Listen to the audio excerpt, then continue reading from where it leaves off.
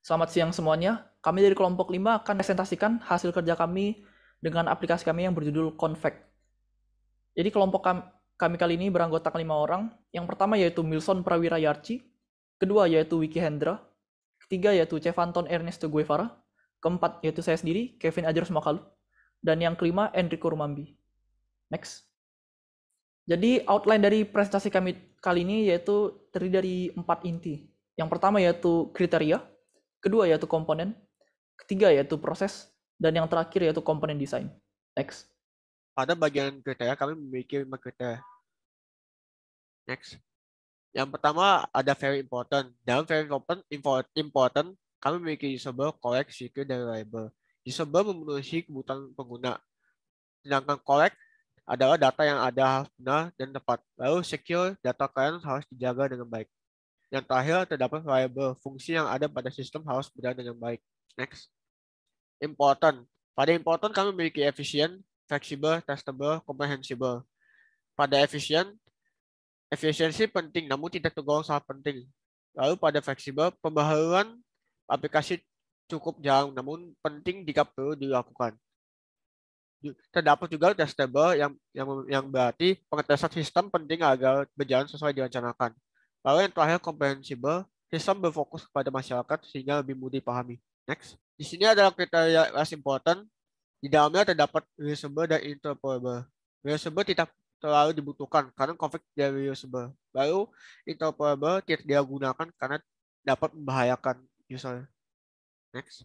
Di sini terdapat kriteria irrelevant dan di dalamnya terdapat portable. Berarti dapat menghilangkan sistem saat melakukan perpindahan. Lalu yang terakhir itu ada kriteria isi fulfilled. Di dalamnya terdapat maintainable. Sistem telah dipikirkan dan dirancang sehingga kesalahan dapat diselesaikan dengan baik. Next. Selanjutnya yaitu komponen arsitektur, di mana Convect ini terdiri dari dua komponen yang saling bersinergi, yaitu front-end development dan back-end development. Front-end akan diatur oleh user interface dan user experience display control dengan sistem interface-nya sendiri, dan juga di back-end development kita memiliki database yang bersifat centralized. Yang selanjutnya yaitu proses arsitektur. Proses arsitektur ada 3 pattern. Yang pertama yaitu centralized pattern, yang kedua yaitu distributed pattern, dan yang ketiga yaitu decentralized pattern. Pada aplikasi kami kali ini, kami menggunakan centralized pattern. Arsitektur ini merupakan pola yang menyimpan semua data ke dalam sebuah server pusat. Kalian hanya bisa melihat dan mengakses user interface. Kami menggunakan centralized pattern karena tip kami yaitu harus menjaga semua data ke dalam server pusat kami. Server kami hanya ada satu server sehingga pattern yang paling cocok adalah centralized pattern. Next. Selanjutnya terdapat model komponen. Model komponen merupakan bagian dari suatu sistem yang mengimplementasikan model problem domain. Hasil dari aktivitas model komponen adalah kelas diagram yang telah direvisi yang berasal dari aktivitas analisis. Pada analisa model komponen ini kami memilih kelas jadwal dan konsultasi yang akan direvisi. Berdasarkan hubungan yang ada, maka akan dibuat sebuah event table yang baru. Next. Lalu ini adalah event table yang kami telah revisi pada kelas jadwal dan konsultasi. Plus atau tambah sendiri mengartikan bahwa proses atau peristiwa itu terjadi hanya satu kali saja. Lalu tanda bintang atau kali berarti proses tersebut terjadi secara berulang kali.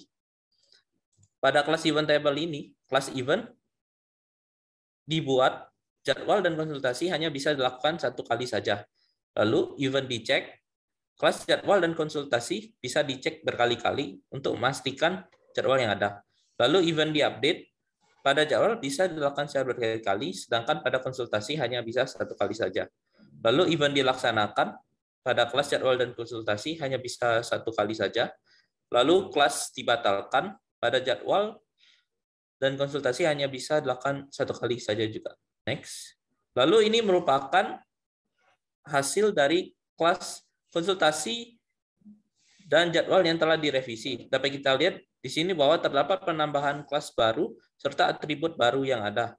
Pada kelas chart diagram jadwal dapat dilihat di sini terdapat date start atau atribut baru date start, lalu di belakangnya terdapat atribut date end.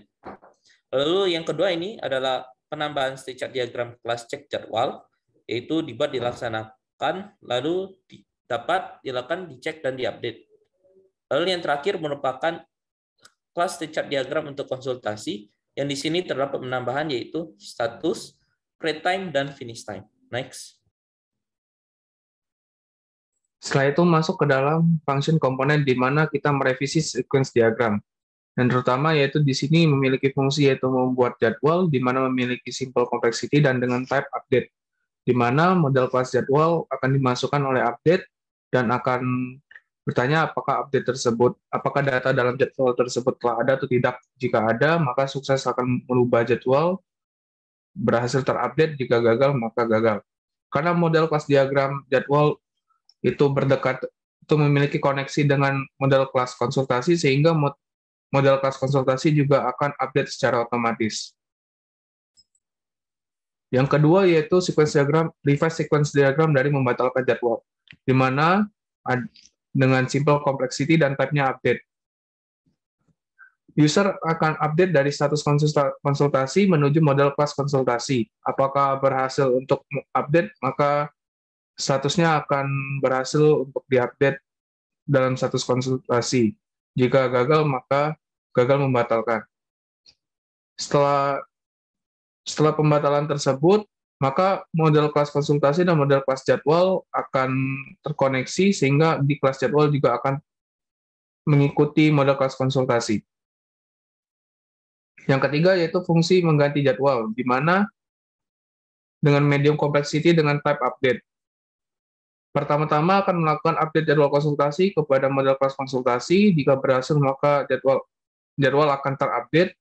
Jika gagal, maka akan gagal. Model kelas konsultasi berkoneksi dengan model kelas jadwal, sehingga jika model konsultasi berhasil, maka di jadwal juga akan berhasil. Setelah itu, yaitu ada fungsi memilih jadwal, di mana jadwal konsultasi baru akan diupdate dengan medium complexity. Update akan masuk ke dalam model kelas konsultasi dan akan dicek apakah telah ada atau tidak. Jika ada, maka akan sukses untuk memilih jadwal. Jika gagal, maka akan gagal. Model kelas konsultasi berkoneksi dengan model kelas jadwal, sehingga model kelas jadwal juga akan mengikuti dari model kelas konsultasi. Yang terakhir yaitu fungsi untuk mengecek jadwal dengan simple complexity dan type-nya read, di mana awalnya yaitu read untuk daftar jadwal yang ada. Jika ditemukan di model kelas jadwal, maka akan ditunjukkan hasil rincian jadwal. Jika tidak, maka tidak ditemukan. Model kelas jadwal berkoneksi dengan model kelas konsultasi, sehingga model kelas konsultasi juga dibaca bersamaan dengan model kelas jadwal. Soalnya kami akan membahas tentang connecting components. Connecting components ini sendiri terbagi menjadi dua, yaitu coupling dan cohesion.